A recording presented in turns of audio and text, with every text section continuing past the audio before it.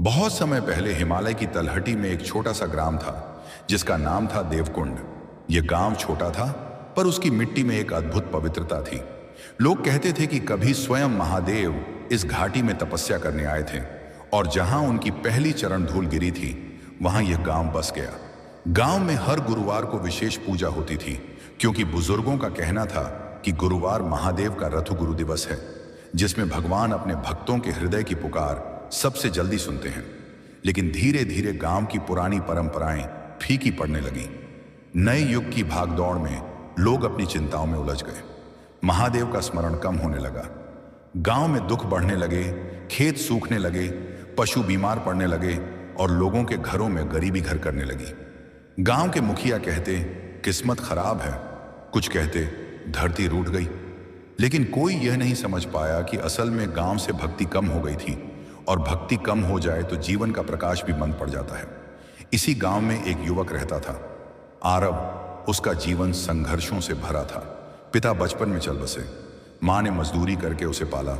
वह बड़ा हुआ और पहाड़ों में लकड़ी काटने का काम करने लगा। मेहनत बहुत थी पर आमदनी बहुत कम। मां बीमार रहने लगी और आरव के लिए रोजमर्रा के खर्च भी मुश्किल हो गए। हर दिन एक नया संकट सामने आ जाता।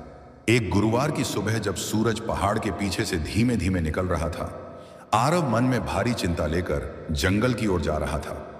उसके कंधे पर कुल्हाड़ी थी पर मन बोझ से झुका हुआ था। रास्ते में एक बहुत वृद्ध साधु मिले जिनकी दाढ़ी घुटनों तक थी और आंखों में ऐसा तेज कि कोई भी उनसे आंख नहीं मिला पाता। उन्होंने आरव को पुकारा, बेटा क्या तू दुखी है? आरव ठिठक गया। वह किसी से अपनी पीड़ा नहीं कहता था, पर न जाने क्यों उस साधु की आवाज सुनते ही उसके भीतर सारा दुख उभर आया। उसने कहा, बाबा मेरा जीवन मानो अंधकार में डूब गया है।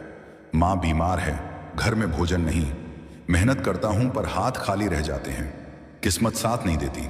साधु मुस्कुराए, किस्मत कभी साथ नहीं देती बेटा, किस्मत को साथ लाना पड़ता है और वह शक्ति सिर्फ एक है, महादेव।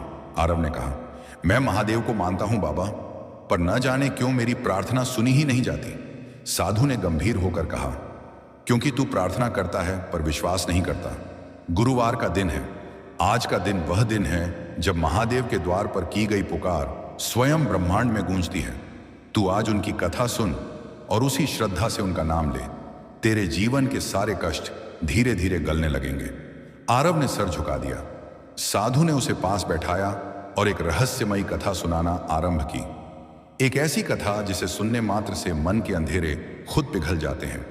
साधु बोले, बहुत समय पहले जब पृथ्वी पर अधर्म बढ़ गया था, मनुष्य अपने दुखों में इतना डूब गया था कि उसे अपने भीतर की शक्ति दिखाई ही नहीं देती थी। वे देवताओं के नाम तो लेते थे लेकिन मन में संदेह रखते थे और संदेह भक्ति के प्रकाश को निगल जाता है। तब महादेव ने नंदी से कहा, अब समय आ गया है कि मैं स्वयं पृथ्वी पर उतरकर मनुष्यों को यह याद दिलाऊं कि उनकी मुक्ति उनके अपने भीतर है। महादेव ने योगी रूप धारण किया और एक निर्जन पर्वत पर तपस्या शुरू की। उनकी तपस्या इतनी प्रचंड थी कि धरती पर गर्म हवाएं चलने लगीं, हिमालय की बर्फ पिघलने लगी और आकाश में अद्भुत प्रकाश फैलने लगा। उस समय एक गरीब लकड़हारा जो तेरी ही तरह संघर्षों से भरा था, पर्वत की तलहटी में रहता था। उसे लोग राघव कहते थे। वह हर रोज अपनी बीमार पत्नी और बच्चों के लिए संघर्ष करता पर हाथ खाली रहते। एक दिन वह भी निराश होकर जंगल में रोने लगा। अचानक उसे लगा जैसे कोई उससे कह रहा हो, राघव रोने से कुछ नहीं बदलेगा, चल मेरे पास आ। राघव आवाज का पीछा करता गया और उस पर्वत पर पहुंच गया जहां महादेव तप में मग्न थे। वह अवाक खड़ा रह गया। महादेव की देह से निकलता दिव्य प्रकाश सूरज जैसा था, लेकिन आंखों को चुभता नहीं था बल्कि मन को शांत कर रहा था। राघव फूट पड़ा, बोला, महादेव आपने मुझे क्यों बुलाया? मैं तो एक तुच्छ मनुष्य हूं। तभी महादेव के ध्यान में खलल नहीं पड़ा। बिना आंख खोले उन्होंने कहा, मनुष्य तुच्छ नहीं होता राघव, मनुष्य की निराशा तुच्छ होती है। तू अपने भीतर के प्रकाश को भूल गया है। मैं तुझे वही प्रकाश याद दिलाने आया हूं। राघव ने कांपते हुए कहा, प्रभु मेरा जीवन दुखों से भरा है, गरीबी, बीमारी, कष्ट, मैं क्या करूं? महादेव ने धीरे से कहा, हर गुरुवार इस पर्वत पर आकर ओम नमः शिवाय का जप करना और अपनी पीड़ा मुझ में अर्पित कर देना। जो पीड़ा बांट देता है वह हल्का हो जाता है, और जिसे महादेव थाम लेते हैं उसे कोई छू नहीं सकता। यह कहकर महादेव पुनः ध्यान में लीन हो गए। राघव हर गुरुवार झप करने आने लगा। धीरे धीरे उसके भीतर का अंधकार मिटने लगा। पहले उसके मन में प्रकाश आया, फिर उसके जीवन में पत्नी की बीमारी कम होने लगी। उसके काम में बढ़ोतरी हुई, लोग उसे सम्मान देने लगे, और देखते ही देखते उसके घर में सुख का दीप जल उठा। साधु ने कहानी समाप्त की। उन्होंने कहा, बेटा आरव, दुख जीवन को अंधेरा बनाते हैं, लेकिन गुरुवार वह दिन है जब महादेव स्वयं सबसे करीब होते हैं। यदि तू पूरे विश्वास से गुरुवार को उनका स्मरण करेगा, तेरे भीतर का अंधेरा स्वयं हटने लगेगा। यह सुनकर आरव की आंखों में आंसू आ गए। उसने साधु के पैरों को छुआ और बोला, बाबा, क्या मैं भी अपनी किस्मत बदल सकता हूं? साधु मुस्कुराए। किस्मत नहीं बदल बेटा, किस्मत से ऊपर उठ, महादेव उसके बाद रास्ता बना देंगे। यह कहकर वे हवा में विलीन हो गए। आरव अवाक खड़ा रह गया। वह पूरे दिन इस अनुभव से भरा रहा। शाम होने पर उसने छोटे से दीपक में तेल भरा, मां के सिरहाने बैठा और महादेव का नाम लिया। उसने पहला गुरुवार उसी भक्ति से पूरा किया। अगले कुछ दिनों में उसकी मां की बीमारी कुछ कम होने लगी। डॉक्टर ने कहा, दवा काम कर रही है, पर आरव के मन ने कहा, दया महादेव की है। दूसरे गुरुवार उसने शिवलिंग पर जल चढ़ाया। उसी दिन उसे जंगल में एक घायल व्यापारी मिला। आरव ने उसकी मदद की, उसे पानी पिलाया और गांव तक पहुंचाया। व्यापारी ने धन्यवाद करके कहा, मैं तुम्हारे लिए कुछ करूंगा। कुछ दिन बाद वही व्यापारी उसके घर आया और बोला, मैं अपने व्यापार के लिए पहाड़ी लकड़ियों की सप्लाई चाहता हूं, क्या तुम मेरा काम करोगे? मेहनताना अच्छा दूंगा। आरव की आंखों में चमक आ गई। तीसरे गुरुवार उसने पूरे मन से मंत्र जपा। उसी सप्ताह व्यापारी ने उसे बड़ी रकम दी। घर में पहली बार इतने पैसे आए। मां ने खुश होकर कहा, आरव, लगता है महादेव ने हमारी सुनी है। चौथे गुरुवार आस्था और प्रबल हो गई। आरव के भीतर जैसे कोई नया बीज अंकुरित हो गया था। उसे लगने लगा कि जीवन जितना कठिन था उतना ही सुंदर भी है, बस सही दिशा चाहिए। पांचवें गुरुवार उसने बड़े मन से भोजन बनाकर गरीब बच्चों में बांटा। उसकी मां ने कहा, बेटा, महादेव भक्तों की नहीं, भक्त महादेव की पहचान होते हैं। जब हम किसी का दर्द कम करते हैं तो महादेव का आशीर्वाद और तेज हो जाता है। छठे गुरुवार आरव की मां की बीमारियां लगभग समाप्त हो गईं। डॉक्टर ने कहा, यह चमत्कार है, पर आरव जानता था यह चमत्कार नहीं, आस्था की शक्ति थी। सातवें गुरुवार जब आरव मंदिर गया तो उसे वही वृद्ध साधु फिर दिखाई दिए। आरव ने दौड़कर उनके चरण पकड़े। बाबा, मेरी दुनिया बदल गई। कैसे? साधु ने मुस्कुराते हुए कहा, यह चमत्कार नहीं बेटा, यह तेरी भक्ति का फल है। महादेव किसी को दुख नहीं देते, दुख मनुष्य के कर्मों से आता है, और कर्म को बदलने की शक्ति गुरुवार की भक्ति में है। जो हर गुरुवार महादेव को स्मरण करता है उसका भाग्य बदलने लगता है, उसके मन में प्रकाश भरने लगता है, और जब मन प्रकाश से भर जाता है तो दुनिया के कष्ट उसका कुछ नहीं बिगाड़ पाते। आरव रो पड़ा। साधु ने उसके सिर पर हाथ रखा। आज से तू इस गांव में महादेव का संदेश फैलाना। लोगों से कहना कि उनके दुख महादेव दूर नहीं करते, बल्कि उन्हें सहने की शक्ति देते हैं, और धीरे धीरे दुख खुद ही समाप्त होने लगते हैं। यह कहकर साधु ने आकाश की ओर देखा। एक दिव्य ज्योति उन पर पड़ी और वे उसी ज्योति में विलीन हो गए। आरव समझ गया, वे साधु कोई सामान्य मनुष्य नहीं थे, वे स्वयं महादेव के दूत थे। उस दिन के बाद से देवकुंड गांव बदलने लगा। लोग गुरुवार के दिन दीप जलाने लगे, मंत्र जपने लगे, दुख साझा करने लगे। गांव में प्रेम बढ़ने लगा, खेतों में हरियाली लौट आई, पशु स्वस्थ होने लगे, घरों में संपन्नता आ गई, और लोग कहते, गुरुवार की यह पावन कथा जिसने भी सुनी उसके जीवन का अंधेरा मिट गया। और सच भी यही था, क्योंकि महादेव कहते हैं, भक्ति वह दीप है जो मन के अंधेरे को नहीं, किस्मत के अंधेरे को मिटाता है। आरव का जीवन बदल चुका था, लेकिन महादेव की कृपा केवल उसकी व्यक्तिगत सुख संपन्नता के लिए नहीं थी। यह परिवर्तन एक बड़ी भूमिका निभाने वाला था, जिसका संकेत स्वयं साधु ने दिया था। तू अब संदेशवाहक बनेगा। जिस दिन से यह बात उसके मन में अंकित हुई, उसी दिन से आरव का भीतर जागरण शुरू हुआ। अब वह लकड़ी काटने वाला साधारण युवक नहीं रहा था। अब वह भीतर से किसी और ही तरह की शक्ति से भर चुका था, जैसे किसी ने उसके हृदय में एक दीप जला दिया हो जो बुझता नहीं था।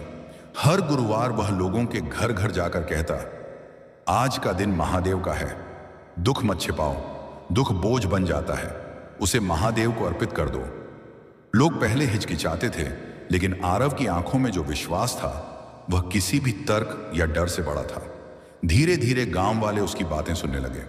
कुछ ही समय में गुरुवार को पूरा गांव शांत बैठकर ओम नमः शिवाय का जप करने लगा, जैसे पूरा गांव एक ही हृदय से धड़क रहा हो। एक दिन गांव के किनारे छोटा सा फूस का घर था, जिसमें एक बूढ़ी माता गोमती रहती थी। उसका एक ही बेटा था जो नगर जाकर काम करता था। वर्षों से उसकी कोई खबर नहीं थी। वह अकेली थी और दर्द से टूटी हुई थी। हर रात वह आकाश की ओर देखकर कहती, महादेव, क्या मेरा बेटा मुझे भूल गया या आप मेरे कर्मों से रुठ गए? आरव को जब यह बात पता चली तो वह गुरुवार की रात उसके घर गया। बूढ़ी माता उसे देखकर बोली, बेटा आरव, मैं तो अब उम्मीद छोड़ चुकी हूं, मेरा बेटा मुझे क्यों नहीं याद आता? आरव ने उसका हाथ पकड़कर कहा, अम्मा, उम्मीद छोड़ना सबसे बड़ा पाप है। महादेव कभी किसी की पुकार अनसुनी नहीं करते, बस हम लोग जल्दी हार मान लेते हैं। अम्मा रोने लगी। मैं कैसे विश्वास करूं बेटा, मेरा दिल टूट चुका है। आरव ने उसे अपने पास बैठाया और कहा, आज गुरुवार है अम्मा, आज हम दोनों मिलकर जप करेंगे। तुम बस इतना कह देना, महादेव जो उचित समझो वही करना, बाकी काम भगवान का। वह उसके साथ बैठ गई। आरव ने मंत्र जप शुरू किया और कुछ ही देर बाद उस कच्चे घर में अजीब शांति फैल गई, जैसे हवा ठहर गई हो, जैसे समय धीमा हो गया हो। जप पूरा होने पर बूढ़ी माता के दिल से वर्षों का बोझ उतर गया। उस रात वह वर्षों बाद चैन की नींद सोई। अगले ही दिन गांव में शोर मच गया। गोमती अम्मा का बेटा लौट आया, वह सचमुच वापस आ गया। गांव के लोग हैरानी से देखते रहे कि वह युवक कैसे अचानक आया था।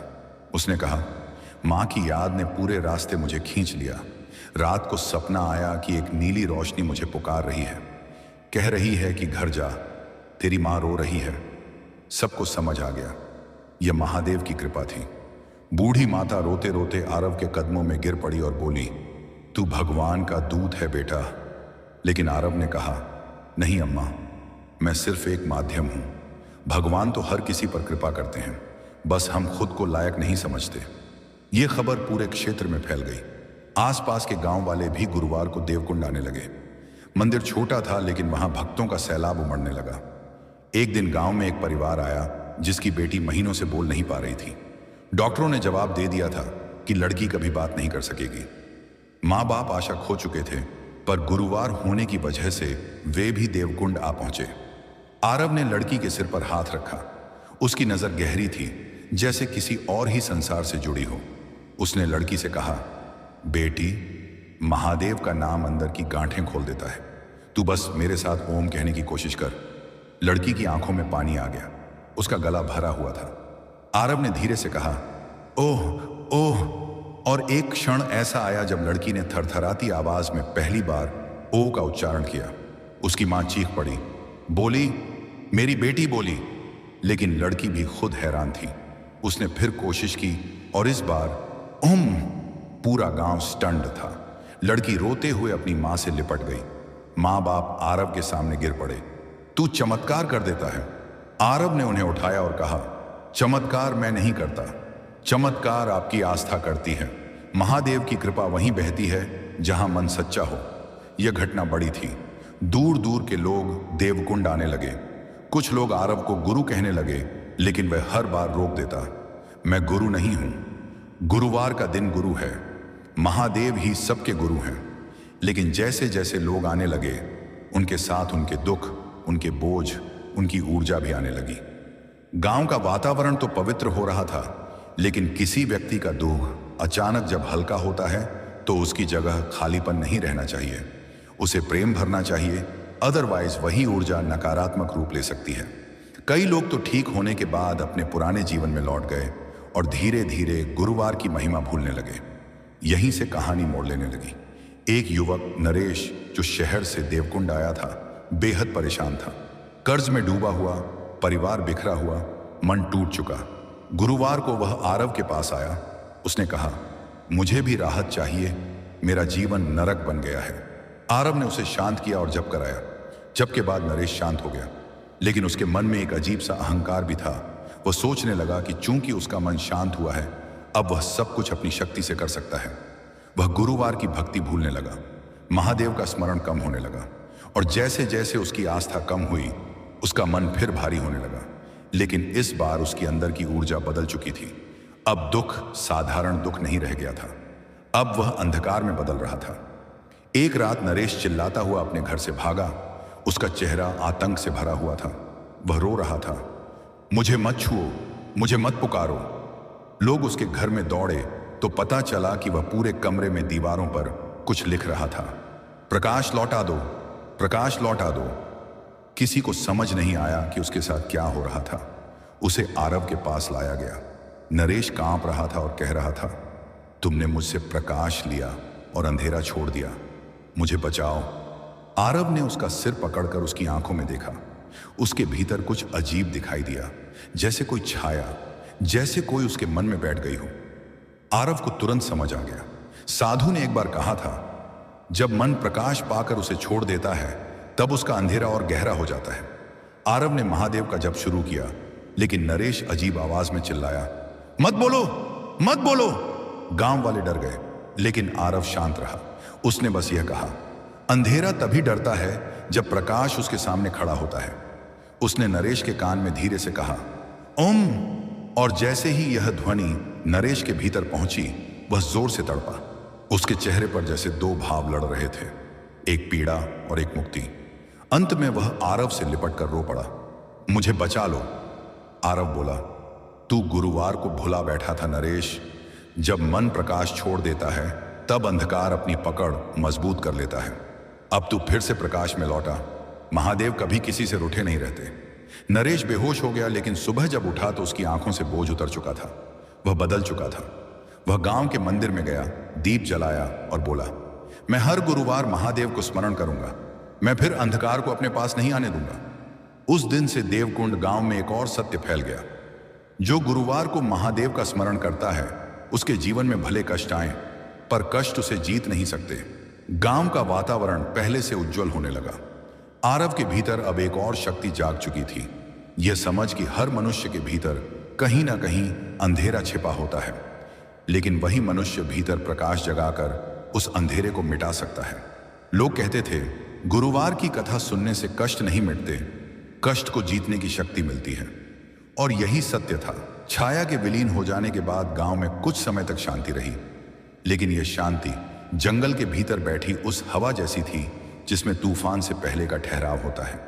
लोग मंदिर आते, गुरुवार की पूजा करते, और कई लोग आंसू बहाते हुए कहते, आरव आपने हमें बचा लिया। लेकिन आरव हर बार कहता, मैंने नहीं, आपके भीतर के प्रकाश ने आपको बचाया। वास्तव में आरव खुद समझ रहा था कि यह लड़ाई समाप्त नहीं हुई। यह तो केवल पहला अध्याय था। अंधकार, जो मनुष्यों की अपनी कमजोरी का रूप लेता है, कभी पूरी तरह मिटता नहीं। वह केवल पीछे हटता है और फिर धीरे से वापस आता है जहां उसे स्थान मिलता है। कुछ दिन बीते ही थे कि देवकुंड में एक अनोखा आदमी आया। वह नगर से आया हुआ लग रहा था। कपड़े महंगे थे, चलने का तरीका आत्मविश्वास से भरा हुआ, और आवाज में अजीब सा अभिमान। उसने मंदिर में प्रवेश किया और बोला, मैंने सुना है यहां चमत्कार होते हैं, मैं देखने आया हूं।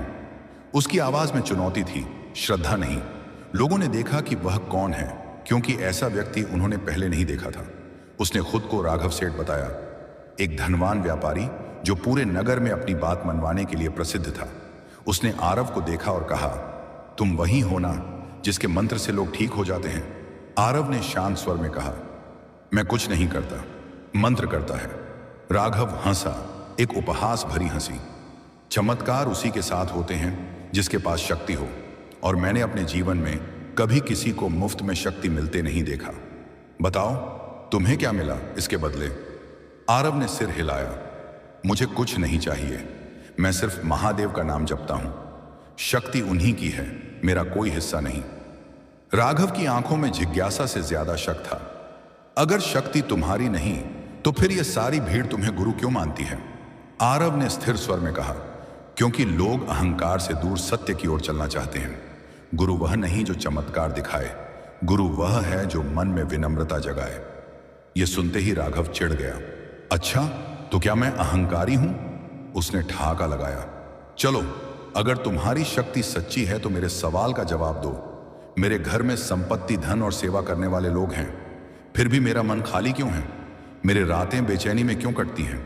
मेरे भीतर ऐसी आग क्यों है जिसे मैं बुझा नहीं पा रहा? उसकी आवाज टूटने लगी थी। लोग समझ गए कि यह आदमी बाहर से भले ही शक्तिशाली हो, पर भीतर से टूटा हुआ है। आरव ने उसके पास जाकर कहा, तू अपने धन से दुनिया बदल सकता है, लेकिन अपना मन नहीं। मन केवल शिव का होता है और वही उसे शांति देते हैं। क्या तू तैयार है मन को शिव के चरणों में रखने के लिए? राघव गुस्से में बोला, मैं पैसा दूंगा, मंदिर बनवाऊंगा, बस मेरी बेचैनी खत्म कर दो।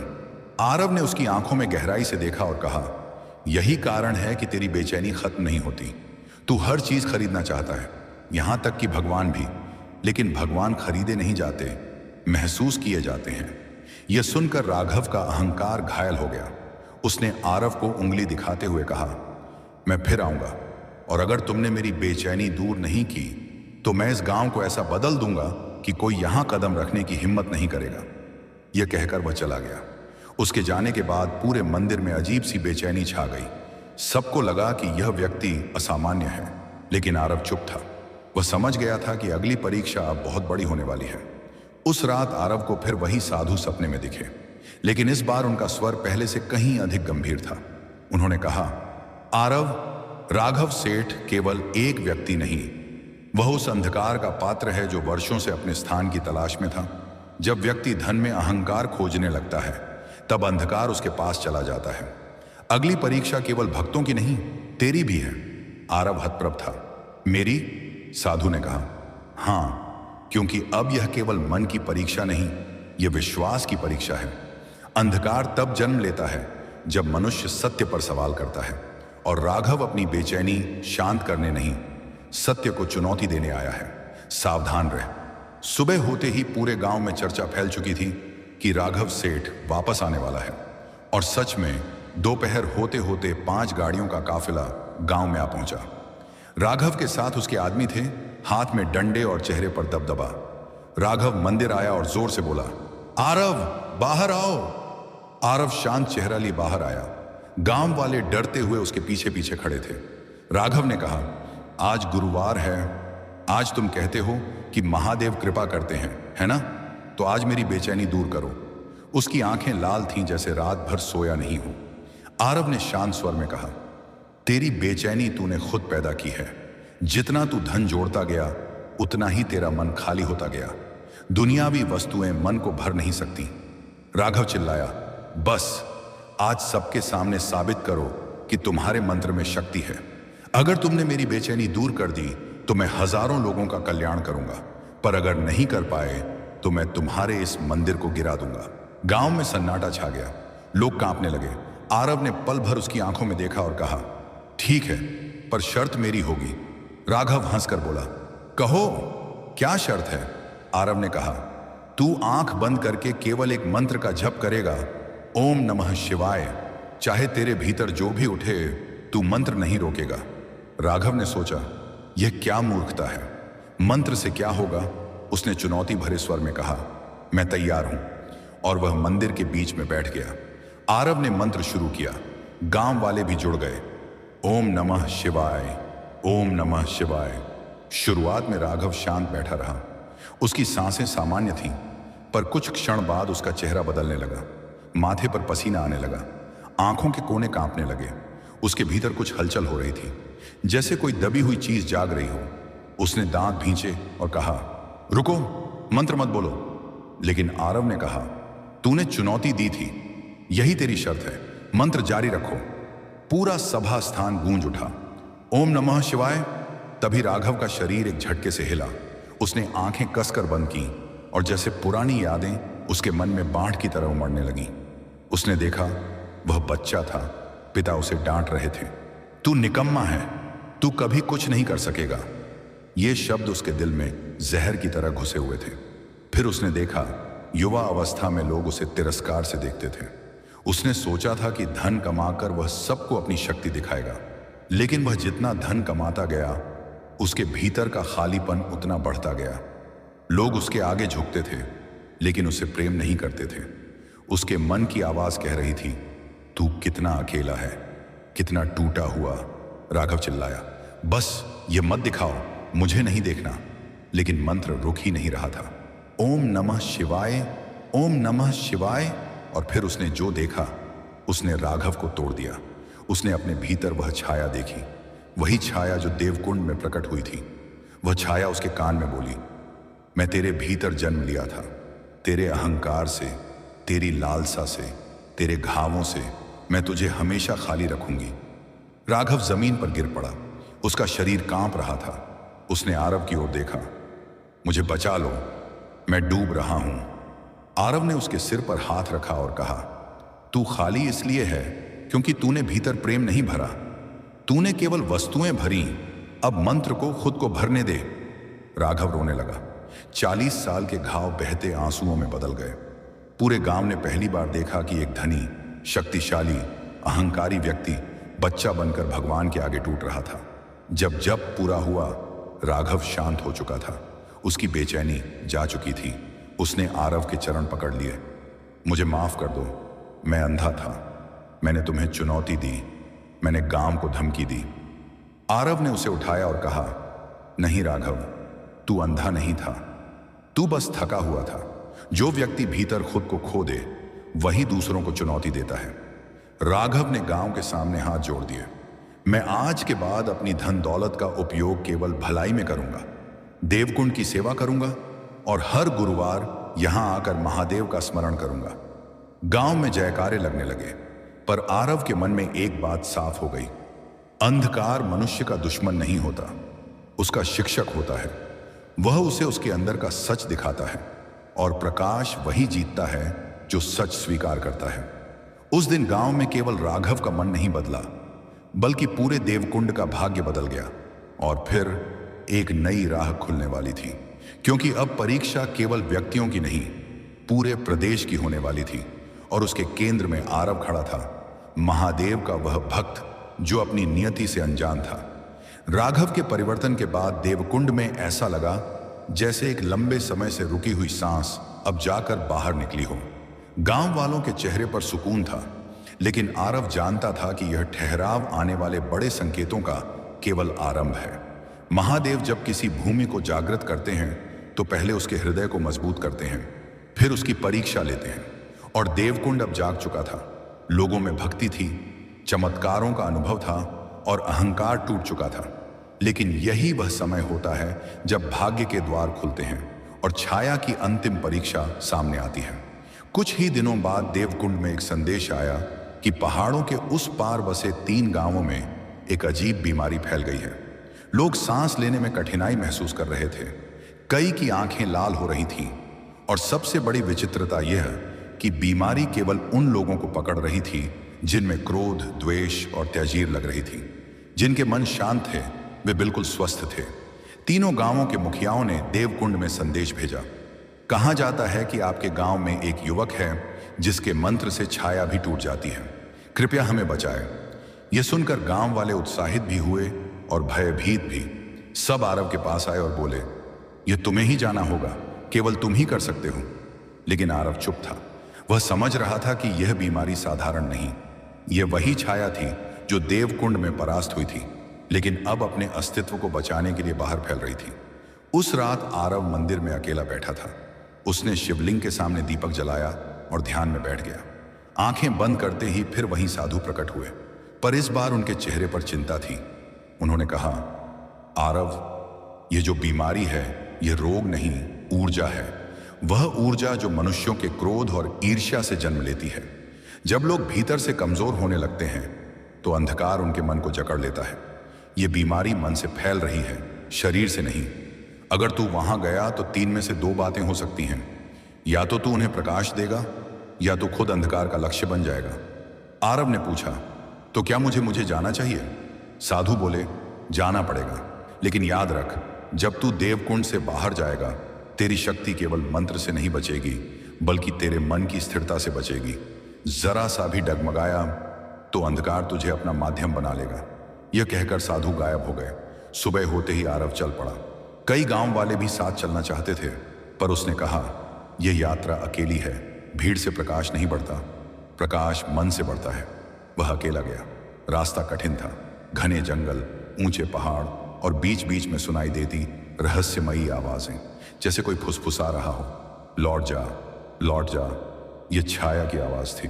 लेकिन आरव चलता रहा। जब वह पहले गांव पहुंचा तो दृश्य चौंकाने वाला था। लोग चुपचाप बैठे थे, चेहरों पर थकान, आंखों में अजीब सी चमक। किसी किसी ने अपने घर की दीवारों पर विचित्र चिन्ह बना रखे थे। गांव का मुखिया आरव के सामने आया। उसका चेहरा पीला था, आवाज टूटी हुई। हम सब खत्म हो रहे हैं। ये बीमारी नहीं, कोई श्राप है। हमने कई पूजा पाठ किए पर कुछ नहीं बदला। आरव ने मुखिया की आंखों में देखा। वहां डर नहीं, छाया थी। उसने धीरे से कहा, तुम लोग गुरुवार का व्रत रखते थे? मुखिया ने कहा, हां, पर पिछले कुछ महीनों में हमने छोड़ दिया। लोग कहते थे कि भगवान इतना भी क्या नाराज होंगे। आरव ने समझ लिया, जहां श्रद्धा कमजोर पड़ती है वहां अंधकार तेजी से पनपता है। उसने पूरा गांव मंदिर में बुलाया और कहा, आज हम सब मिलकर जप करेंगे, लेकिन जप केवल आवाज का नहीं, मन का होगा।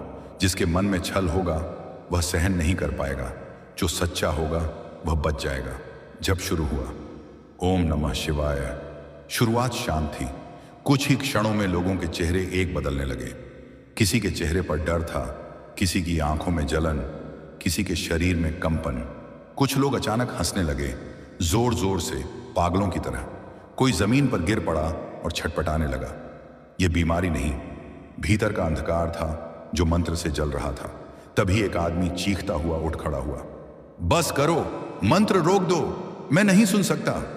उसकी आंखें लाल थीं, जैसे भीतर आग जल रही हो। आरव उसके पास गया और शांत आवाज में कहा, तू डर रहा है क्योंकि तूने खुद को अंधेरे में फेंका है, लेकिन अब भी प्रकाश को स्वीकार कर सकता है। बोल ओम नमः शिवाय। आदमी कांपने लगा, उसकी आंखों से आंसू बहने लगे। उसने पहली बार बोलने की कोशिश की, ओ, लेकिन जैसे ही आवाज निकली उसका शरीर हल्का हो गया। वह जमीन पर बैठ गया और रोने लगा। उसके पीछे और लोग भी टूटने लगे। जब बढ़ता गया, गांव बदलता गया। एक एक करके अंधकार टूटने लगा। जब पूरा हुआ तो गांव में हवा बदल चुकी थी, जैसे कोई भारी बोझ हट चुका हो। मुखिया ने आरव के पैर पकड़ लिए। आपने हमें जीवित कर दिया। यह रोग शरीर का नहीं था, हमारी आत्मा का था। हम श्रद्धा से दूर हो गए थे। आरव बोला, श्रद्धा टूटते ही मनुष्य का मन खाली हो जाता है और खाली मन अंधकार का घर बन जाता है। पहला गांव बच गया, लेकिन असली चुनौती अभी बाकी थी। दूसरे गांव में स्थिति और भी बदतर थी। वहां लोग केवल बीमार नहीं थे, वे एक दूसरे से लड़ने लगे थे। भाई भाई से दुश्मनी कर रहा था, पति पत्नी पर आरोप लगा रहा था, बच्चे माता पिता से दूर भाग रहे थे, जैसे सभी संबंधों की जड़ में जहर घुस गया था। यह बीमारी का नहीं, ऊर्जा के विघटन का संकेत था। आरव जैसे ही गांव में पहुंचा, कुछ लोग उसके पास दौड़े। तुम्हें देखकर अच्छा लगा, हमें बचा लो। लेकिन तभी भीड़ का दूसरा हिस्सा चिल्लाया, यह जादूगर है, इसे बाहर निकालो, यही हमारी मुसीबत का कारण है। लोग एक दूसरे से भिड़ने लगे। आरव के सामने यह स्पष्ट हो गया, यहां मंत्र केवल बीमारी नहीं हटाएगा, यहां पहले मन की हिंसा शांत करनी होगी। उसने ऊंची आवाज में कहा, रुको। उसकी आवाज में ऐसी गूंज थी कि पूरा गांव थम गया। तुम लोग लड़ क्यों रहे हो? भीड़ में से एक आदमी बोला, क्योंकि हमारे भीतर आग है, हमें किसी बात पर नियंत्रण नहीं रहता। दूसरे ने कहा, हम एक दूसरे को गलत समझने लगे हैं, लगता है जैसे सब दुश्मन हैं। आरव बोला, यह बीमारी नहीं, यह क्रोध से उत्पन्न अंधकार है। उसने लोगों को कहा कि सब एक ही स्थान पर इकट्ठा हों और बीच में दीप जलाया। फिर जप शुरू किया, लेकिन इस बार मंत्र का प्रभाव भिन्न था। लोग मंत्र सुनते ही रोने लगे, चीखने लगे। किसी ने अपने बाल पकड़ लिए, किसी ने जमीन पर सिर पटक दिया। यह सब देखकर कई लोग डर गए, लेकिन आरव बोला, डर मत, यह अंधकार की विदाई है। जब वह जाता है तो वह मन को हिलाता है। कई लोग धीरे धीरे शांत हो गए, कई का क्रोध जैसे पिघल कर आंसू बन गया। कुछ देर बाद गांव में एक ऐसी शांति फैल गई जो वर्षों से अनुपस्थित थी। अब 2 गांव बच चुके थे, लेकिन तीसरा गांव सबसे भयानक था। वहां कोई बाहर नहीं आता था। कहा जाता था कि गांव में कदम रखते ही इंसान पागल हो जाता है। लोग कहते थे वहां छाया का राज है। आरव ने जाना तय किया। जैसे ही वह तीसरे गांव की सीमा पर पहुंचा, अजीब ठंड ने उसे घेर लिया। सड़कें खाली थीं, घरों के दरवाजे आधे खुले थे। ऐसा लग रहा था मानो लोग अचानक गायब हो गए हों। हवा में सन्नाटा था, बिल्कुल निर्जीव। अचानक एक बच्चा वहां दौड़ता हुआ आया। उसका चेहरा पीला, आंखें डरी हुई। उसने आरव का हाथ पकड़ लिया। मुझे बचाओ, आरव ने पूछा। क्या हुआ?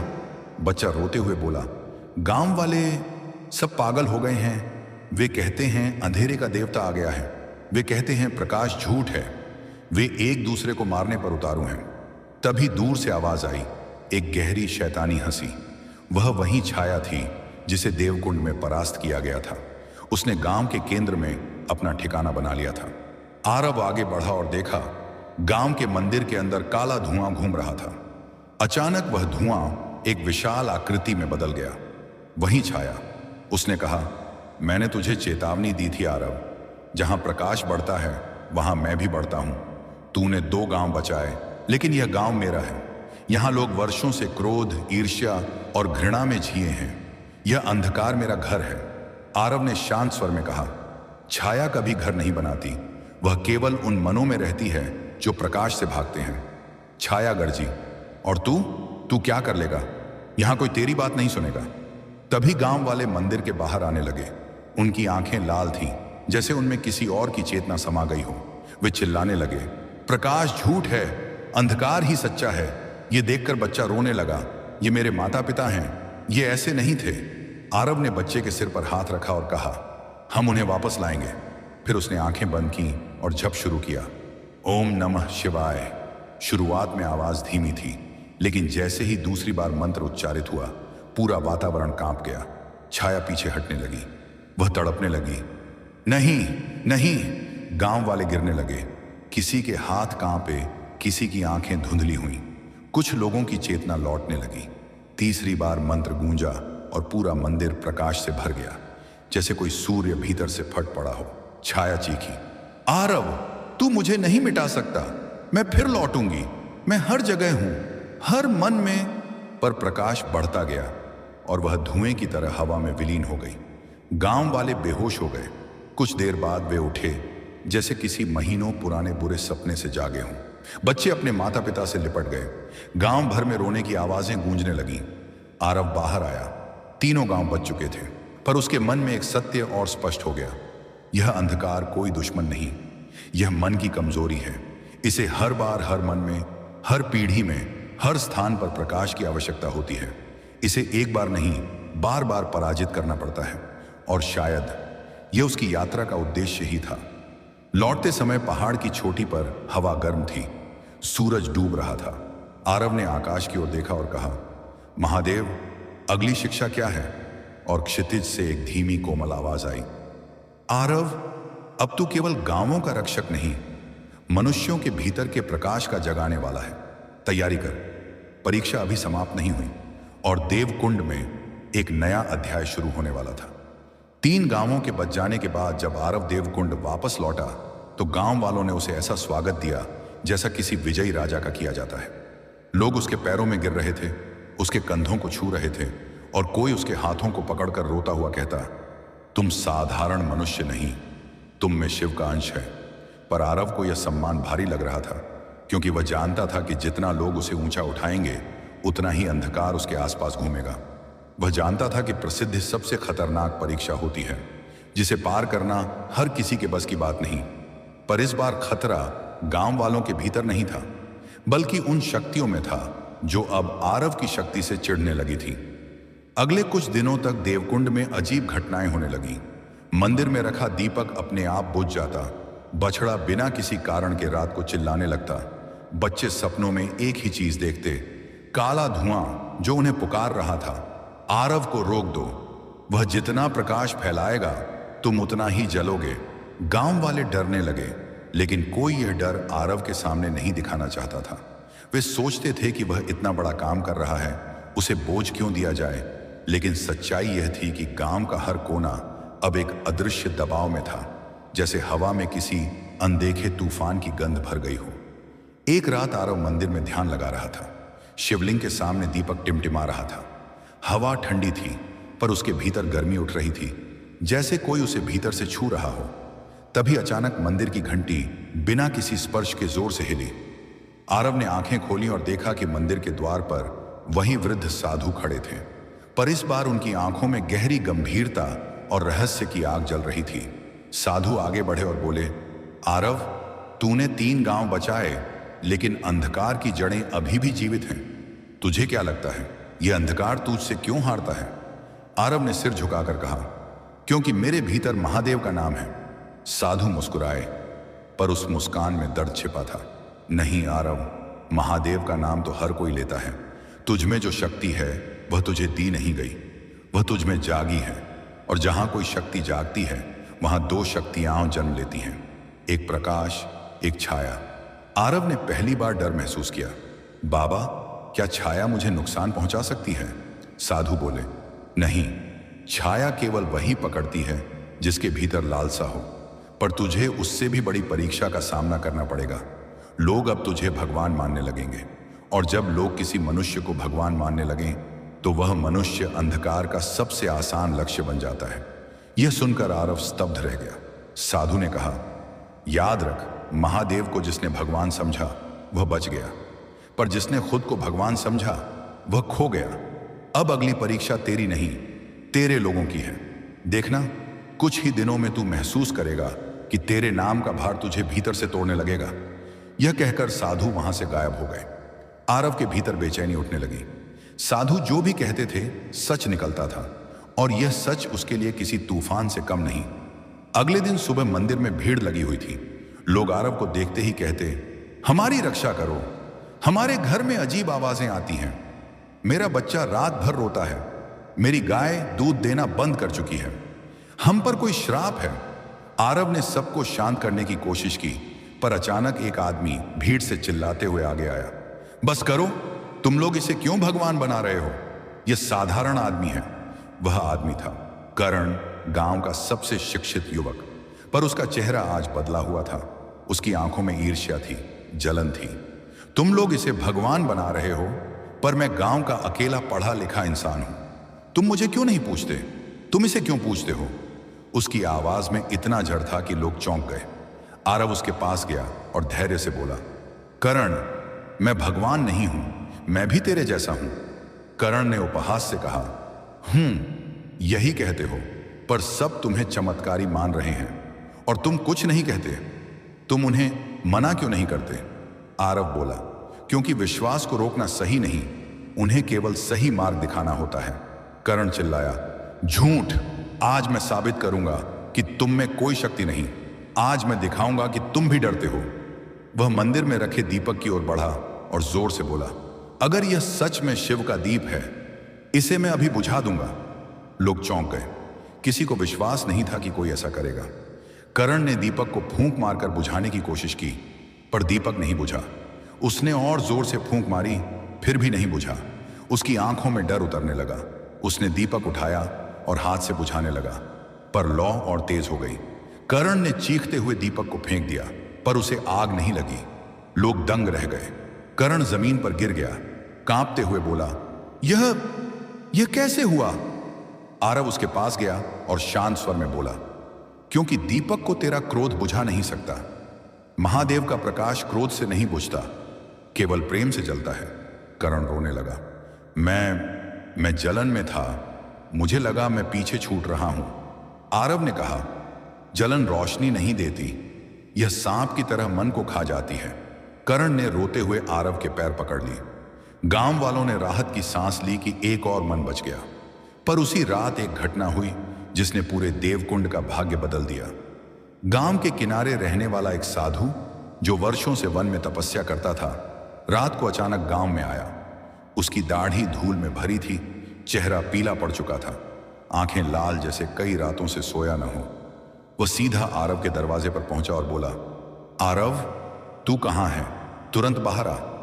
आरव बाहर आया। साधु ने कांपते स्वर में कहा, पहाड़ के उस पार एक प्राचीन शक्ति जागी है, इतनी पुरानी कि देवताओं ने भी उसे भुला दिया था। वह शक्ति तेरे नाम की तलाश कर रही है, क्योंकि तू प्रकाश जगा रहा है और वह शक्ति केवल छाया में जीवित रहती है। आरव ने पूछा, कौन सी शक्ति? साधु ने घबराकर कहा, तम शक्ति। वह अंधेरे का मूल है, वह उथल पुथल, युद्ध और टूटन में पनपती है। 3 गांवों में जो तुमने देखा वह उसकी परछाई भर थी, पर अब असली छाया जाग रही है और वह तेरी परीक्षा लेने आएगी गुरुवार की रात। आरव के भीतर सन्नाटा भर गया। साधु बोला, अगर तू गिरा तो पूरा देवकुंड गिर जाएगा, और अगर तू खड़ा रहा तो यह गांव सदियों तक प्रकाश में रहेगा। यह कहकर साधु बेहोश हो गया। अगले 3 दिनों तक देवकुंड में भय फैल गया। लोग रात में बाहर निकलने से डरने लगे। कुत्ते भौंकते, पेड़ों से अजीब सनसनाहट की आवाजें आती, और कभी कभी हवा में एक काली आकृति दिख जाती, एक क्षण के लिए, फिर गायब। गुरुवार की रात वह रात आई जिसकी चेतावनी साधु ने दी थी। उस रात पूरा गांव मंदिर में इकट्ठा हुआ। आरव शिवलिंग के सामने बैठा था। हवा स्थिर थी। अचानक मंदिर की दीवारें कांपने लगीं। दीपक की लौ लंबी होकर नीली हो गई, और मंदिर के बाहर आकाश से एक काला बादल उतरने लगा, धीरे धीरे, जैसे कोई जीव आकाश को चीर कर आ रहा हो। सभी लोग डर गए। बादल जमीन के पास आकर घूमने लगा और एक आकृति में बदल गया, ऊंची, विशाल, बिना आंखों के, बिना चेहरे के, पर उसकी उपस्थिति इतनी भारी कि किसी के पैर हिल नहीं पा रहे थे। वह तम शक्ति थी। उसकी आवाज इतनी गहरी कि जमीन तक कांप उठी। आरव! गांव वाले चीख पड़े। बच्चे रोने लगे। तम शक्ति ने कहा, तूने इतने मनों से मेरा अधिकार छीन लिया, अब तुझे इसका मूल्य चुकाना होगा। तू मुझे हरा नहीं सकता। मैं दुख हूं, मैं हिंसा हूं, मैं क्रोध हूं, मैं वह हूं जिसे मनुष्य अपने भीतर पालते हैं। आरव ने गहरी सांस ली और कहा, अगर तू मन का अंधेरा है तो तुझे प्रकाश मिटा देगा। तम शक्ति हंसी, एक हंसी जिसने मंदिर की ईंटें तक हिला दी। प्रकाश? मैंने कितने प्रकाश निगल लिए। तू क्या है? आरव ने जप शुरू किया, ओम नमः शिवाय। तम शक्ति पीछे हटी, जैसे मंत्र उसे चुभ रहा हो। उसने हवा को काटते हुए कहा, नहीं, यह मंत्र क्यों इतना शक्तिशाली? आरव ने आंखें बंद नहीं की। उसके भीतर पहली बार वह शक्ति जाग रही थी जिसका वादा साधु ने किया था। उसकी आवाज ऊंची होती गई, ओम नमः शिवाय।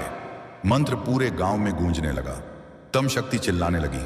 उसका शरीर फटने लगा, धुएं की किरणें निकलने लगी। रुक जा आरव, अगर तूने मंत्र पूरा कर दिया तो मैं कभी लौट नहीं पाऊंगी। पर आरव नहीं रुका। तीसरी बार मंत्र गूंजा और देवलोक तक पहुंचा। ओम नमः शिवाय। प्रकाश फट पड़ा।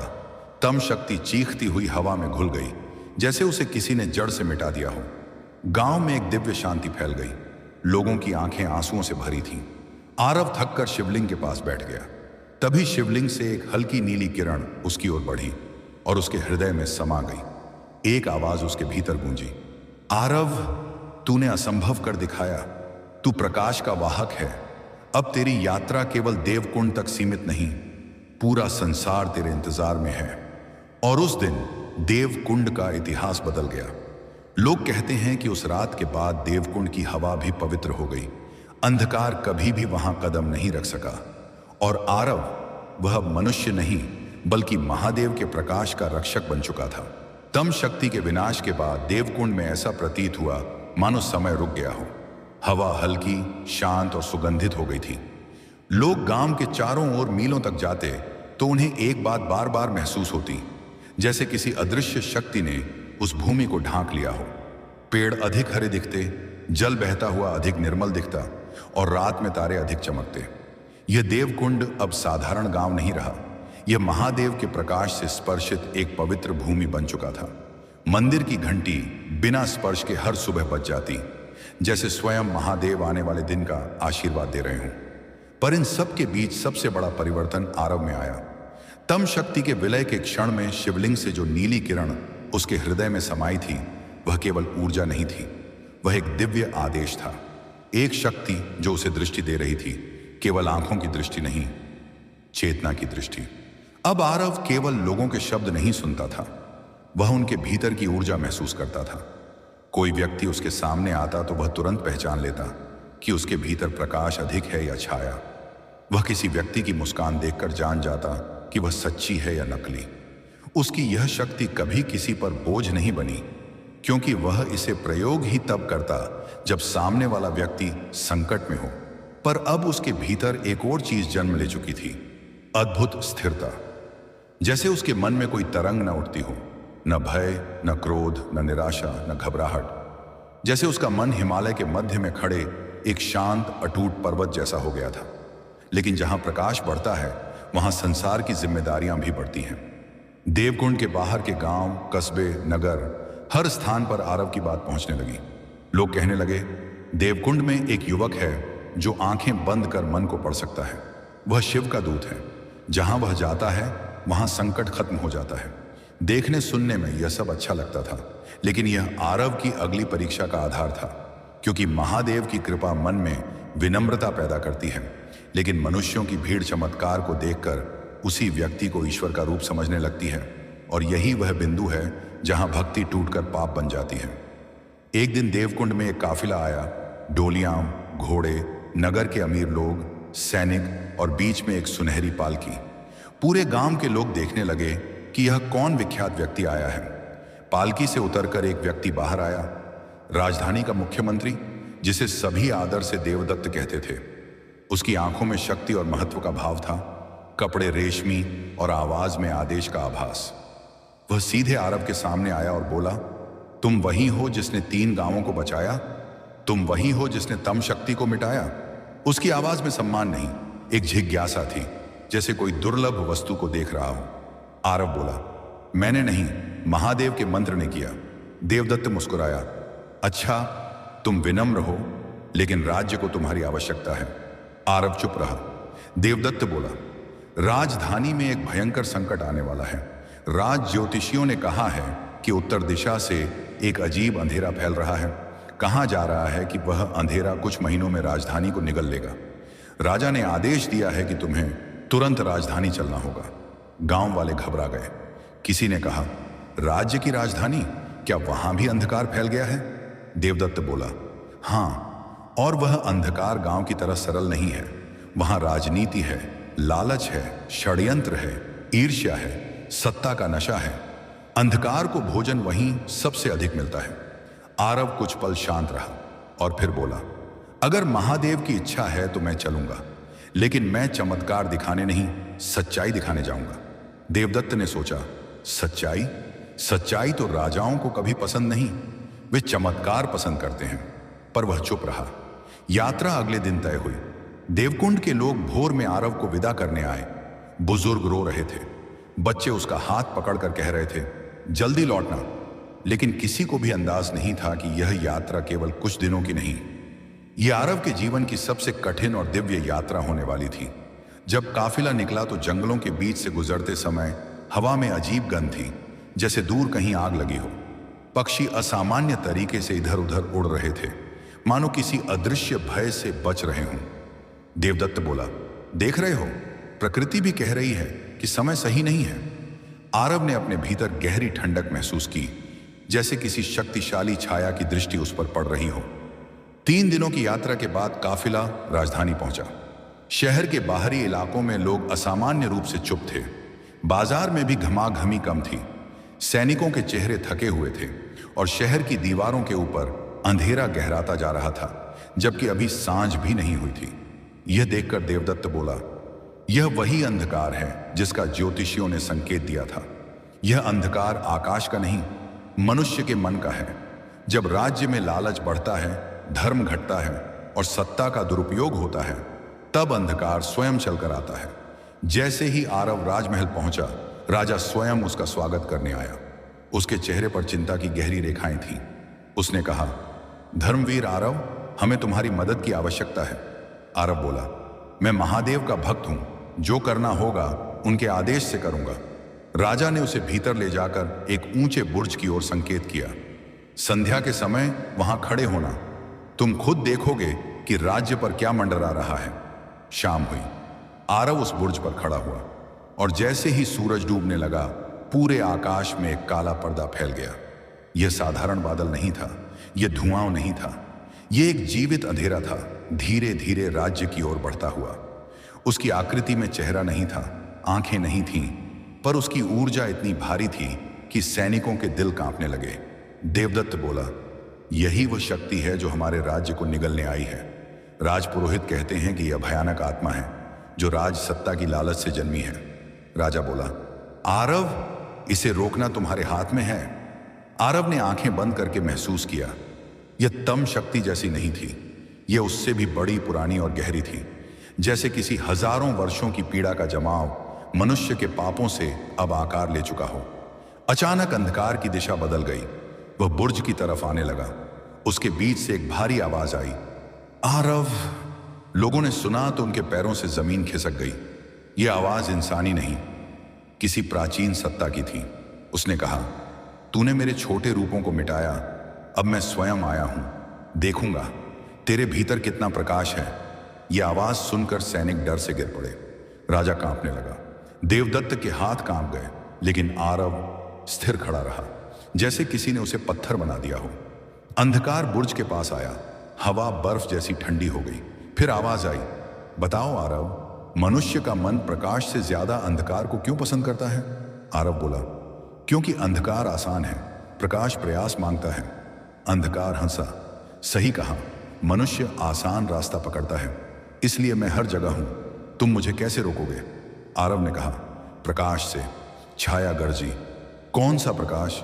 मनुष्य का हृदय भ्रष्ट है, कमजोर है, दुख से भरा है, तू उन्हें बचा नहीं सकता। आरव ने आंखें बंद की और शिव का स्मरण किया, पर इस बार उसे मंत्र नहीं आया। न ओम, न नमः, न शिवाय, केवल खामोशी। लग रहा था जैसे महादेव स्वयं कह रहे हों, यह युद्ध तेरे भीतर का है। छाया बोली, देखा, तू अकेला है, तेरे पास अब कुछ नहीं। पर तभी आरव के भीतर वही नीली किरण जाग उठी जो शिवलिंग ने उसे दी थी। यह उसकी शक्ति नहीं थी, यह उसका कर्तव्य था। उसने अपनी आंखें खोली, चेहरा शांत था। उसने कहा, अंधकार मनुष्य का दुश्मन नहीं, वह उसके कर्मों का आईना है। यह सुनकर अंधकार चुप हो गया, जैसे किसी ने उसके हृदय में तीर मारा हो। आरव बोला, तू मनुष्य के भीतर तभी प्रवेश करता है जब वह अहंकार में जीता है, पर जब मनुष्य स्वयं को क्षमा करता है, स्वयं को स्वीकार करता है, तब तू नष्ट हो जाता है। अंधकार गरजा, मूर्ख, मनुष्य खुद को कभी सच में स्वीकार नहीं करता। आरव ने कहा, मनुष्य नहीं, लेकिन उसका विश्वास करता है। और फिर पहली बार आरव ने अपनी शक्ति को प्रयोग किया। मंत्र नहीं, नाद नहीं, बस एक शांति। उसने अपना हाथ आकाश की ओर उठाया और उसके भीतर की नीली किरण हथेली से बाहर फैलने लगी। वह प्रकाश नहीं, चेतना थी। उसने अंधकार को छुआ, छाया तड़पने लगी। यह क्या है? आरव बोला, यह महादेव का प्रकाश नहीं, यह मनुष्य के भीतर की भलाई का प्रकाश है, जिसे तूने कभी स्वीकार नहीं किया। छाया टूटने लगी। वह चिल्लाई, नहीं, मैं इतनी आसानी से नहीं मिटूंगी, मैं तुम्हारे राज्य के हर पाप से पैदा हुई हूं। आरव बोला, इस राज्य के पाप भी आज क्षमा हो जाएंगे। उसने दोनों हाथ फैलाए। नीली किरण हजारों दिशाओं में फैली। पूरा आकाश नीला हो गया। अंधकार जलने लगा, टूटने लगा। धीरे धीरे वह विलीन होने लगा, जैसे बर्फ सूर्य में पिघल रही हो। अंत में छाया ने अंतिम चीख लगाई, आरव, यह युद्ध खत्म नहीं होगा। जब तक मनुष्य में दुख है, मैं लौटती रहूंगी। और वह पूरी तरह मिट गई। आकाश साफ हो गया। लोग जमीन पर गिर पड़े, आंखों से आंसू बहते हुए। राजा ने आरव के पैरों में गिरकर कहा, आज राज्य नहीं, मानवता बच गई। आरव ने उसे उठाया और कहा, मुझे मत पूजो। यदि तुम मुझे पूजोगे तो छाया फिर लौट आएगी। महादेव केवल विनम्र मन में रहते हैं। पूरे राज्य में यह घटना फैल गई। लोग कहने लगे, आरव अवतार है। पर आरव ने कहा, मैं अवतार नहीं, मैं केवल एक चेतावनियां लेकर आया हूं। जहां अहंकार होगा, वहां अंधकार जन्म लेगा। और यही आरव की अगली परीक्षा थी, क्योंकि संसार अब उसे भगवान बनाने वाला था। मगर वह जानता था, मनुष्य को भगवान बनाना अंधकार का सबसे बड़ा जाल है। देवकुंड में वह रात किसी दिव्य उत्सव की भांति थी। लोग अपने घरों के बाहर दीपक जलाए बैठे थे, क्योंकि उन्होंने पहली बार आकाश को इतना शांत, इतना निर्मल और इतना कोमल देखा था। बच्चे नंगे पांव मिट्टी में दौड़ रहे थे और कहते जा रहे थे, देखो देखो, आज तो तारे भी हंस रहे हैं। पर मंदिर की ऊंची सीढ़ियों पर खड़े आरव के मन में न कोई उत्साह था, न विजय का अहंकार। उसे महसूस हो रहा था कि अंधकार का केवल एक रूप समाप्त हुआ है। उसका बीज अभी भी संसार में जीवित है।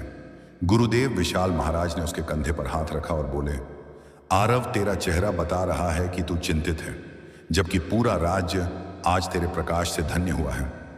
आरव ने शांत स्वर में कहा, गुरुदेव, मैं चिंतित इसलिए नहीं हूं कि अंधकार शक्तिशाली था।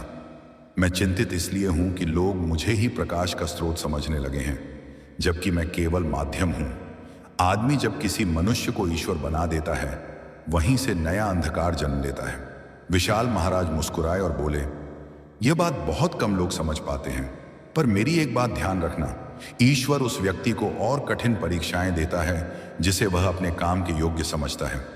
शायद अगली परीक्षा की आहट तुझे इसलिए सुनाई दे रही है। आरव चुप रहा, पर उसकी आंखों में गहराई बढ़ गई। कुछ दिनों में देवकुंड में दूर दूर से लोग आने लगे। कोई बीमार था, कोई दुखी था, कोई कर्ज में डूबा था, कोई पारिवारिक झगड़ों से परेशान था। वे मंदिर की सीढ़ियों पर बैठते और कहते, महादेव के पुत्र आरव से मिलना है। आरव यह सुनते ही कहता, मैं किसी का पुत्र नहीं, केवल उन्हीं का सेवक हूं। पर लोगों की भीड़ जैसे सुनना ही नहीं चाहती थी। वे उसके चरण छूने लगते, उसके सामने झुकने लगते, उसके चेहरे में ईश्वर का प्रतिबिंब देखने लगते। गुरुदेव कई बार समझाते कि किसी मनुष्य की वंदना नहीं करनी चाहिए, पर भीड़ की आस्था जब अज्ञान बन जाती है तब वह दिशा खो देती है। एक दिन तो हद ही हो गई जब शहर से एक व्यापारी आया और बोला, महादेव आपको आदेश दें तो मेरी बेटी की बीमारी दूर हो जाएगी, आप बस उस पर हाथ रख दीजिए। आरव ने कहा, मैं उपचार करने वाला नहीं, तुम मंदिर में आरती करो, धैर्य रखो। पर व्यापारी नाराज हो गया। उसने कहा, अगर तुम नहीं कर सकते तो लोग तुम्हारी शक्ति के बारे में झूठ ही कहते होंगे। मैं यहां व्यर्थ आया। गुरुदेव ने यह सुना तो बोले, बात यह नहीं कि आरव नहीं कर सकता, बात यह है कि वह करेगा नहीं। मनुष्य का दुख देवता कम करते हैं, मनुष्य नहीं। व्यापारी चुप हो गया, पर भीड़ में फुसफुसाहट फैल गई। लोग कहने लगे, शायद आरव की शक्ति घट गई है, शायद उसे डर है कि कोई परीक्षा ले लेगा तो सच सामने आ जाएगा। यह फुसफुसाहट अंधकार की बीज जैसी थी जो धीरे धीरे फैलने लगी। आरव इस सब को भीतर ही भीतर अनुभव कर रहा था। मनुष्य प्रकाश से अधिक चमत्कार को चाहता है। उसके लिए भक्ति नहीं, परिणाम महत्वपूर्ण है। पर एक रात कुछ ऐसा हुआ जिसने राज्य ही नहीं, स्वयं आरव की चेतना को हिला दिया। आधी रात के समय मंदिर की घंटी अचानक अपने आप बज उठी। हवा कांपने लगी, पक्षी पेड़ों से उड़कर आसमान में चक्कर काटने लगे। गांव में हर घर का दीपक एक साथ बुझ गया। पूरा देवकुंड काली स्याही की तरह अंधकारमय हो गया। आरव तुरंत मंदिर की ओर दौड़ा। गुरुदेव पहले से वहां पहुंच चुके थे। दोनों ने शिवलिंग की ओर देखा तो पाया कि शिवलिंग के मध्य से काले धुएं की पतली रेखाएं उठ रही थीं। गुरुदेव कांपते हुए बोले, यह सामान्य छाया नहीं, यह चेतावनी है। आरव ने अपनी आंखें बंद की और धुएं को महसूस किया। अचानक उसके कानों में वही पुरानी अंधकार की आवाज सुनाई दी, गूंजती, भारी, गहरी। तुमने मुझे रोका था आरव, पर तुम मुझे मिटा नहीं सके। मैंने कहा था ना, जब तक मनुष्य के भीतर भ्रम है मैं लौटता रहूंगा। और इस बार मैं अकेला नहीं हूं। आरव ने आंखें खोली, पर धुआं गायब था। पर गुरुदेव ने महसूस कर लिया था कि यह केवल शुरुआत है। अगले दिन देवकुंड में एक और असामान्य घटना हुई। गांव के बाहर एक बूढ़ा साधु मिला, जिसे लोग बेहोशी में पड़े देखकर मंदिर ले आए। उसकी सांसें धीमी थीं, उसका शरीर धूल से भरा हुआ था और कपड़े फटे थे। उसके गले में रुद्राक्ष था, पर उसके माथे पर 3 रेखा की जगह 5 काली रेखाएं बनी थीं। गुरुदेव घबरा गए। उन्होंने कहा, 5 रेखाएं? ये तो काली तप शक्ति का निशान है। ये साधारण साधु नहीं, ये वह है जिसने शिव तप नहीं, विनाश तप साधा है। आरव ने साधु की नाड़ी को छुआ और उसी क्षण एक काला कंपन आरव की भुजाओं में दौड़ गया। वह तुरंत पीछे हट गया। गुरुदेव बोले, आरव क्या देखा तुमने? आरव ने धीरे धीरे कहा, यह साधु नहीं, ये किसी और शक्ति का पात्र है। इसके भीतर किसी ने अंधकार स्थापित किया है। तभी अचानक साधु की आंखें खुली। उसकी आंखें पूरी तरह काली थीं, कोई सफेदी नहीं, कोई पुतली नहीं। उसने एक ही बात कही, महादेव का प्रकाश इस बार नहीं जीत पाएगा। इस बार अंधकार किसी साधना से नहीं, किसी दरार से जन्मा है। आरव ने शांत स्वर में पूछा, कौन सी दरार? साधु जोर से हंसा और बोला, मनुष्य के विश्वास की दरार। तुम्हें लोग ईश्वर मानने लगे हैं और यही तुम्हारा पतन होगा। यह सुनकर गुरुदेव सन्न रह गए। साधु फिर बोला, जिस दिन मनुष्य किसी मनुष्य को ईश्वर बना देता है, उसी दिन महादेव का प्रकाश उससे दूर हो जाता है और अंधकार को उसका घर मिल जाता है। अचानक साधु का शरीर थरथराने लगा। उसका चेहरा विकृत होने लगा। गुरुदेव चिल्लाए, आरव पीछे हटो, पर आरव वहीं खड़ा रहा। साधु का शरीर धीरे धीरे धूल में बदलने लगा। उसके अंतिम शब्द थे, अंधकार इस बार तुम्हारे भीतर बसे अहंकार से लड़ेगा, और जहां अहंकार है वहां विजेता हमेशा मैं हूं। साधु पूरी तरह धूल बन गया। मंदिर में खामोशी छा गई। गुरुदेव ने कहा, आरव, यह अंधकार पहले वाले से भिन्न है। यह बाहरी नहीं, भीतर का युद्ध है, और मुझे डर है कि लोग तुम्हें जिस रूप में देखने लगे हैं वह इस युद्ध को और भी कठिन बना देगा। उसी रात आरव को एक सपना आया। वह काशी के प्राचीन मार्ग पर खड़ा था। गंगा शांत थी, चंद्रमा का प्रकाश कम था। तभी उसके सामने महादेव प्रकट हुए। कोई चमक नहीं, कोई आभा नहीं, बस एक साधारण भेष में, पर आवाज वही जो संसार की जड़ें हिला सके। उन्होंने कहा, आरव, मेरा काम कभी समाप्त नहीं होता, और न मेरे दूतों का। प्रकाश फैलाना सरल है, पर भ्रम को मिटाना कठिन है। इस बार अंधकार मनुष्य के भीतर से उठा है।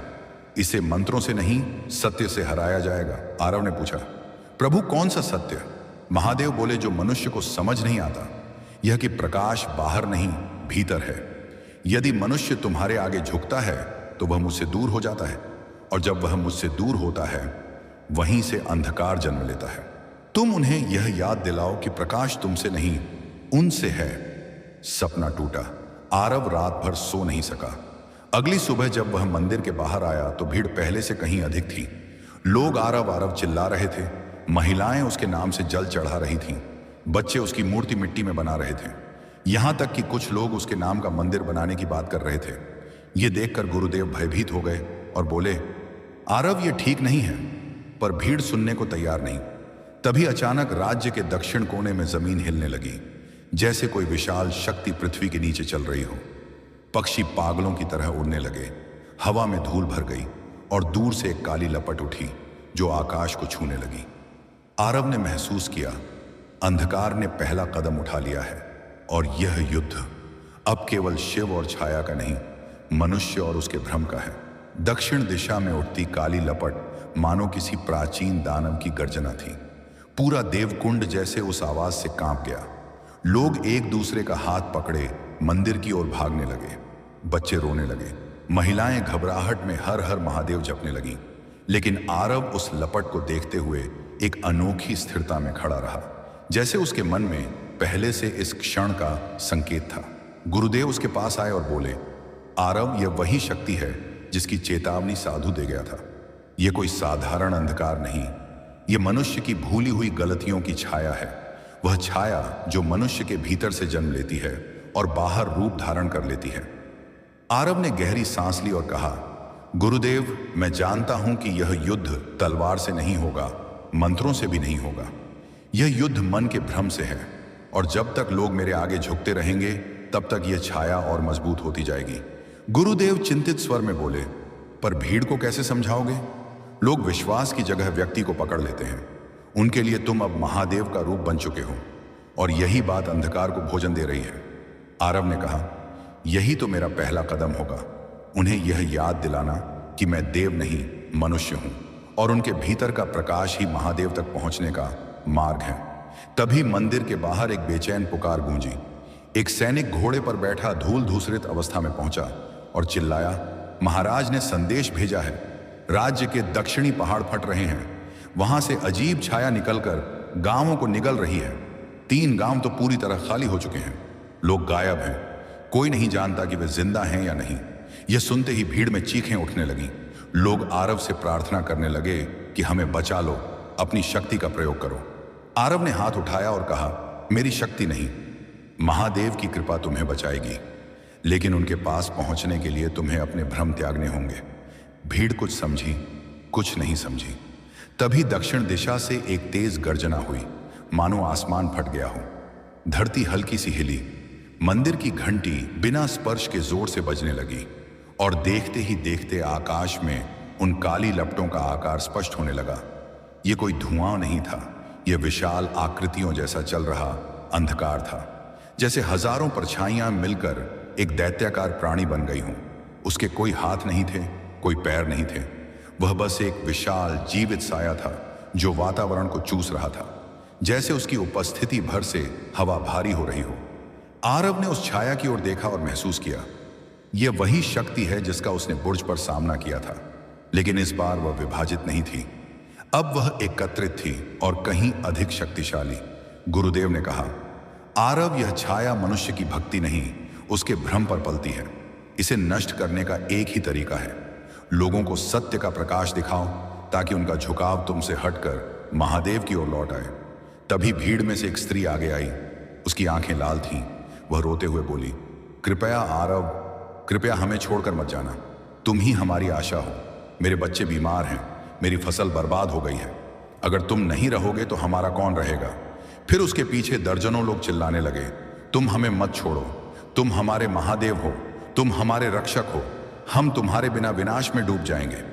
ये शब्द सुनकर आरव की आत्मा कांप गई, क्योंकि ये वही शब्द थे जिनसे अंधकार बनता है। मनुष्य का भय, उसका आश्रय किसी मनुष्य में ढूंढना, यही वह दरार है जिससे छाया जन्म लेती है। छाया की गर्जना और तेज हो गई, जैसे वह लोगों की इस बात से और शक्तिशाली हो रही हो। आरव समझ गया, यह कोई संयोग नहीं था। यह अंधकार जानबूझकर लोगों के दिलों का भय उजागर कर रहा था, ताकि वह उनके भ्रमों से और अधिक ताकत खींच सके। आरव भीड़ की ओर मुड़ा। उसका चेहरा शांत था, लेकिन आंखों में दृढ़ता की ज्वाला थी। उसने ऊंची आवाज में कहा, सुनो, मैं तुम्हें एक अंतिम बार बताता हूं। मैं महादेव नहीं हूं, मैं तुम्हारा रक्षक नहीं हूं, मैं सिर्फ मार्ग दिखा सकता हूं। चलना तुम्हें होगा। लेकिन भीड़ और जोर से चिल्लाने लगी, नहीं, तुम ही हमारे महादेव हो, तुम हमें बचाओ। आरव ने पहली बार गुस्से जैसा स्वर उठाया और कहा, तुम्हारी यह सोच ही तुम्हें विनाश की ओर ले जा रही है। तुम महादेव को छोड़कर किसी मनुष्य की पूजा करोगे, और यही तुम्हारी सबसे बड़ी गलती है। छाया आकाश में हिलने लगी, मानो उसे चोट पहुंची हो।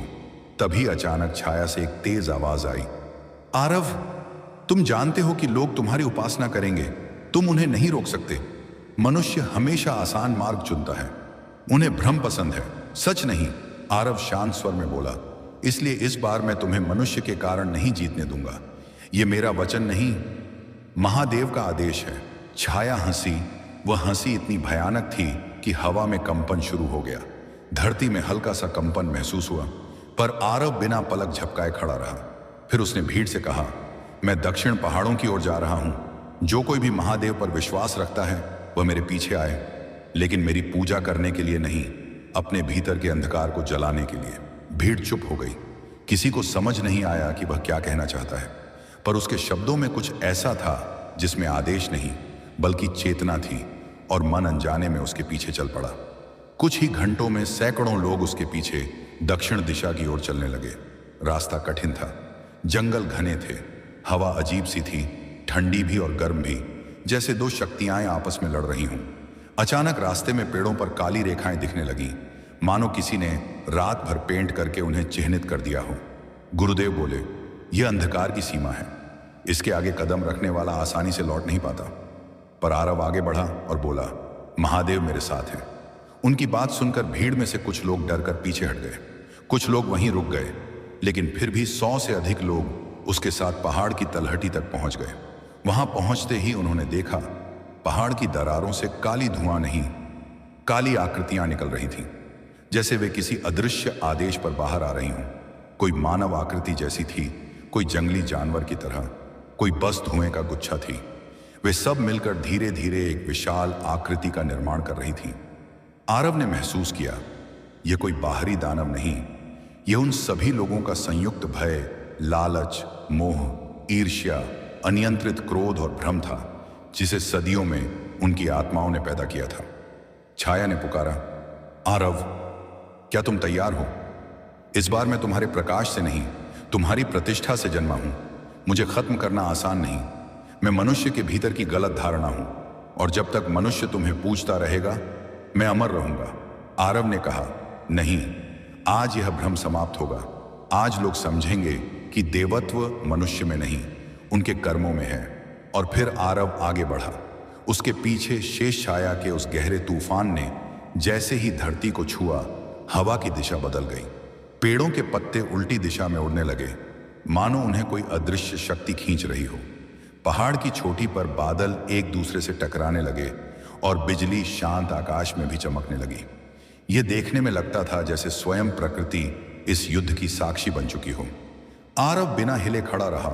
उसकी आंखों में भय नहीं था, पर एक अजीब सी करुणा थी, जैसे वह उस छाया को भी समझना चाहता हो जो उसके सामने खड़ी थी।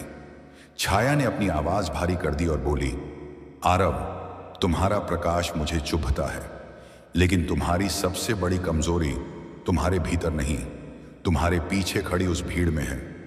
देखो उन्हें, ये तुम्हारी पूजा करते हैं, तुम्हें भगवान मानते हैं। जब तक इनके मन में यह भ्रम है कि तुम ईश्वर हो, तुम कभी मुझे परास्त नहीं कर सकते, क्योंकि मैं उसी स्थान से जन्म लेता हूं जहां मनुष्य सत्य को छोड़कर भ्रम को अपनाता है। आरव पीछे मुड़ा। भीड़ कांप रही थी। कुछ लोग डर से रो रहे थे, कुछ अपने बच्चों को सीने से चिपकाए हुए थे। वे आरव को देखकर पुकार रहे थे, आरव हमें बचाओ, तुम ही हमारा सहारा हो, तुम ही हमें इस अंधकार से निकाल सकते हो। उनके स्वर में भक्ति नहीं, भय था, और यही वह द्वार था जिससे अंधकार उनके मन में प्रवेश करता। आरव ने आंखें बंद कर लीं। महादेव के शब्द उसके मन में गूंजे, प्रकाश तब तक अधूरा है जब तक मनुष्य उसे स्वयं में न खोजे। तुम उन्हें उनके भीतर का मार्ग दिखाओ, तभी अंधकार टूटेगा। आरव ने आंखें खोली और गरजती छाया की ओर बढ़ा। उसकी आवाज शांत लेकिन दृढ़ थी। उसने कहा, अगर मेरा आदर तुम्हें शक्ति दे रहा है तो आज मैं यह भ्रांत आगे नहीं बढ़ने दूंगा। आज मैं उन्हें दिखाऊंगा कि आरव कुछ नहीं, केवल महादेव का नाम ही सब कुछ है। छाया हंसी, उसकी हंसी हवा में चाबुक की तरह गूंजी। उसने कहा, मनुष्य तुम्हें नहीं छोड़ेगा, वे सहारे की तलाश में रहते हैं, वे तुम्हें ही ईश्वर बनाना चाहते हैं। तुम नहीं जीत सकते, क्योंकि तुम मनुष्यों के डर के खिलाफ खड़े हो। आरव ने आगे कदम बढ़ाया। उसने भीड़ की ओर मुड़कर जोर से कहा, सुनो, आज से कोई मेरे आगे मत झुको। जो भी मेरे चरण छुएगा वह अंधकार को आमंत्रित करेगा। जिसने मुझे ईश्वर मान लिया वह अंधकार के मार्ग पर चला जाएगा। महादेव ही एकमात्र सत्य है, मैं नहीं। मैं यदि अब भी तुम्हारा सहारा बन गया तो तुम सदियों तक अपने भीतर का प्रकाश नहीं खोज पाओगे। लोग चकित हो गए, कुछ पीछे हट गए, कुछ ने अपने सिर झुका लिए। आरव आगे बढ़ा और कहने लगा, अगर तुम सोचते हो कि मैं तुम्हें बचाऊंगा तो ये सोच छोड़ दो। अपनी रक्षा तुम स्वयं कर सकते हो। महादेव हर उस हृदय में है जहां विश्वास है। छाया तड़पी। वह गरजी और बोली, नहीं, उन्हें मत जगने दो। उनका भ्रम रहे तभी मैं जीवित रह सकती हूं। आरव ने आकाश की ओर हाथ उठाया। उसके हाथ से कोई रोशनी नहीं निकली, न कोई किरण, न कोई दिव्य चमक। वहां से केवल एक कंपन निकल रहा था, एक शांत स्थिर चेतना, जैसे जल का सतह बिल्कुल स्थिर हो। यह शक्ति प्रकाश नहीं, आत्मज्ञान थी। और जैसे ही यह तरंग भीड़ तक पहुंची, लोगों के सिर अपने आप उठने लगे। एक बुजुर्ग ने अपनी आंखें पोंछी और कहा, मैं किस मनुष्य के आगे झुक रहा था? मेरा ईश्वर तो सदियों से शिव ही है। एक और ने कहा, मुझे नहीं चाहिए कोई मनुष्य देव, मैं महादेव का भक्त हूं।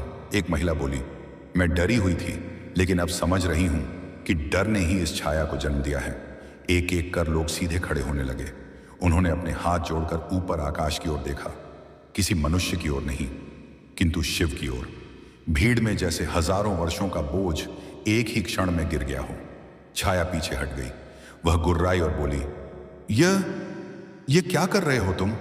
आरव ने शांत स्वर में कहा, मैं तुम्हारी जड़ पर वार कर रहा हूं, मनुष्य के भ्रम पर।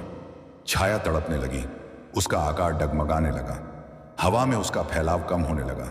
उसने चीख कर कहा, उन्होंने तुम्हें छोड़ा नहीं, उन्होंने बस दिशा बदली है।